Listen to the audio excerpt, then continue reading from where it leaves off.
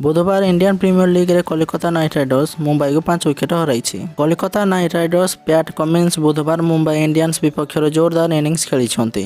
मात्र 15 बॉल रे 4टी चौका और 6टी छक्का साहाय्य 56 रन इनिंग्स खेली दल को विजयी करिसेंती। ऑस्ट्रेलिया दलर टेस्ट अधिनायक Pat Cummins Kolkata Knight Riders पई सीजन प्रथम मैच खेली और प्रथम मैच रे धमाल करिसेंती।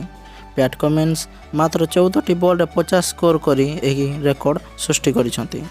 से केएल राहुल को 14 बॉल रे 50 रन करथिबा रेकर्ड सह समान होइछंती।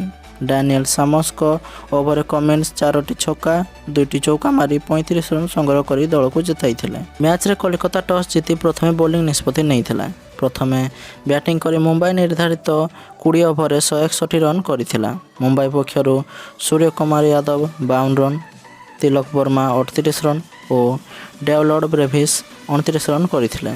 कोलकाता पक्षरु पैट कमिंस 2टी विकेट, वरुण चक्रवर्ती और उमेश यादव गोटे लेखा विकेट नैथिले।